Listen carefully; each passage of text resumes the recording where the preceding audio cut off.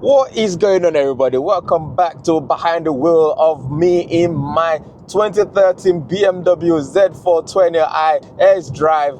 All of that information, you know what it is.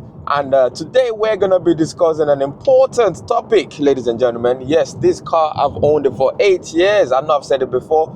I bought this car back in February 2018 when it was only 5 years old. And if you're good with maths, you would know that right now is a good 13 years ago. So what we're going to do is talk about expenses. If you're thinking about buying this car, what you need to watch out for, and the prices of running it on a day-to-day basis. This is my daily driver. I drive it everywhere, anywhere, anytime, middle of the night, middle of the day. It doesn't matter. This is the only car that I have, and I do drive the hell out of it. I mean, not really. I do about 7,000 miles a year, which is kind of calm, really. It's not too bad. So last year, 2025, was indeed the most expensive year for running this car so far. And we're gonna go break down the costs of what it is that I had to pay last year. I don't know what kind of English is that. You understand what I'm trying to say, right? I'm gonna go find a place to park, some quiet area, so I can actually focus on talking crap like I am. Oh my god, that's a big ass bump. The potholes in the UK right now is absolutely incredible. And this guy is falling asleep. Will you go? Jeez, people don't know how to navigate mini roundabouts, man. Anyway, like I was saying, I'm gonna find a quiet area and we're gonna talk about prices and things that you have to watch out for and things of that nature. If you're thinking about buying this car, hey, ma'am, move your car out of the way. Oh my god, I'm in old people's village, so everybody's driving a bit different. Alright, in a bit. As I was saying, I'm now in a nice secure location, parked up, not driving, so we can be safe. And yeah, not in the most glamorous places. I'm just go car park, okay? But we're gonna go through this list real quick. We're gonna start with the mandatory fees I have to pay for this car. Other people will have different prices based on age and all that's kind of different insurance and things like that. But for me, anyway, this is what it cost me last year. MOT, if you don't know what that is the test we have to do every year to make sure our cars are roadworthy in this country. If your car doesn't pass, well, I don't know what happens. Some people, I don't know what, yeah. Anyway, you have to make sure your car is roadworthy. You have to go do that test and they'll give you a certificate to say pass or fail. If it's failed, you have to fix the issues that is wrong with it before it can be put back on the road. And for me, actually, an exempt to that is brand new cars. If you have a brand new car, you don't have to do the test for the first 3 years. But for peasants and poor people like me, we buy used cars, which means they've already passed the 3 years and we have to pay for this test every single year. So for me, the MOT is £50. That is usually, I think some garages charge different prices, but I think the standard is about £50 these days. So I paid £50 for that. And my tax, road tax, I don't know if it's called road tax anymore as such, but it is still called tax. I think it's more to do with emissions. So depending on the amount of CO2 your car is producing, they charge you a different sort of price. There's like a range of it where some people pay like £20 and I pay a whopping £265. Yeah. Insurance for me, because I'm old and I've been driving for many years, my insurance is only £234 a year. So it's not bad at all. Which brings my total to £549. It's going all right so far, right? That's cheap. Aye, cool. I'm not mad about that. So this is typically what I've been paying every year, plus some services stuff. So it's not that bad. And now, coming to the maintenance part of it, of what I had to do last year. This is basically figures of 2025, okay? First thing that I had to change last year was my shock absorbers. A couple of years ago, the spring went. I changed the spring, so we're not going to include the cost of the spring in this one. But then the shock absorber itself failed and I could feel the car was a bit loose on the left side. So went there, changed both shock absorbers, because if one is already gone, the likelihood that the other one would go was very high as well. So I might as well change them both at the same time. The cost of the shock absorber was £141, and the labor was £117, which I'm saying it like that because I had to buy the shock absorbers myself because the garage was trying to charge me a lot of money. They didn't find the right part, and I went to find the right part and I gave it to them. So they only charged me 117 for the fitting, which brought the total for that to £328. And before my MOT, I had to change the two tires in the back because they were on the way out. They were not out. I would have still passed the MOT, but would have had a warning about the tires. So I decided to change them, and that cost me £310. And I got roped in to do alignment, which was £46.46.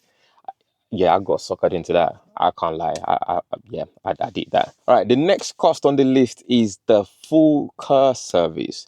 BMW was quoting, I think, around 400 and something pounds or £500, but I took it to an independent garage, did the service, spark plugs, and everything else, oil change, filters, the whole shebang. That cost £204. It's not over, guys. Then last year, I was driving, the indicator started acting funny. Went to check it out. Is a known issue with BMW Z4s that water gets inside the tail light, which then ruins the LED strip for the indicator, which unfortunately you cannot replace the light bulb by itself. You have to change the whole cluster. Yes, so I had to buy a brand new cluster. That cost me £237.65. That is just the cluster by itself, and I'm not including fitting prices because I fitted that myself. I don't even want to know how much they would have charged me for fitting that because it did take some time to do. There's a video of me doing it. You can check it out somewhere. Driver storage bin. So there's a storage compartment below the steering wheel here. I broke it many years ago and I glued it up with some blue tack. So last year I thought, it's time for me to put this car back to good order. So I went to fix that. That storage bin itself cost me £25.49 from eBay. It's a used one. And obviously, again, no charges for fitting because I fitted that myself. And for some reason, there's an empty car park and everybody's still trying to park around me. Why do people do this? Why? Why can't you find your own nice, quiet area? I digress. For the services, fixings, and things of that nature comes to a whopping £1,081. I'm leaving out 60p. There's 60p behind that, but we don't care about the 60p. So, and the total for the mandatory and my just normal spending on the car last year came to 1.630, £1,630.60. Oh, lordy, lordy, lord. Yeah, it was an expensive year, like I said.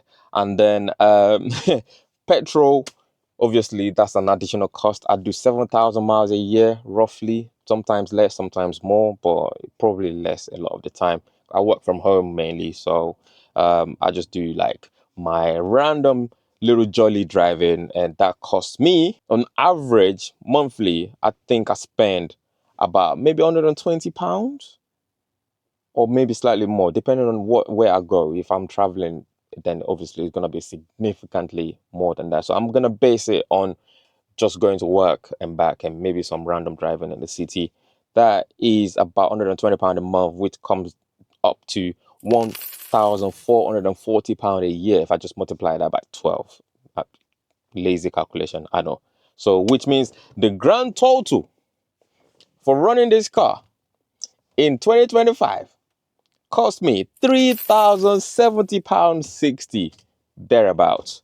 And then before you click off, it's February right now, and we're going to talk about what I've already spent money on this year. Starting with brand new tires for the front, because when I did my MOT last year, they said my tires failed, not because the thread was too low, because apparently I've had them on for a bit too long. I think they expired last year or something like that. I don't know. I wasn't really sure, but it was dodgy. We're not going to talk about it. So anyway, I replaced the front tires, and that cost me £300. And I had to change the battery as well because the battery's almost stopped working. It's been dying for a long time. So I got the battery changed. I fitted it myself as always, and that cost me £130. I think I bought the battery for.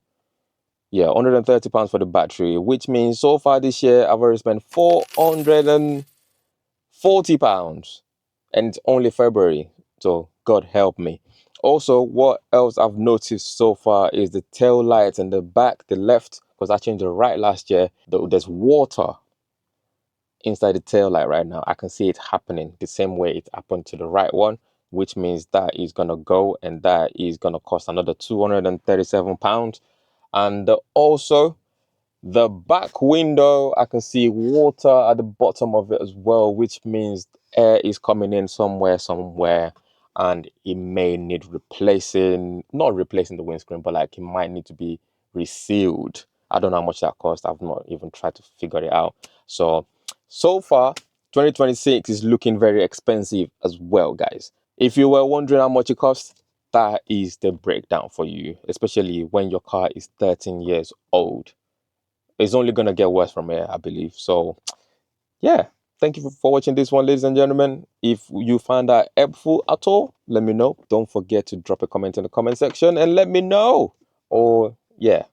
See you in the next one. Take it easy. Goodbye. Peace.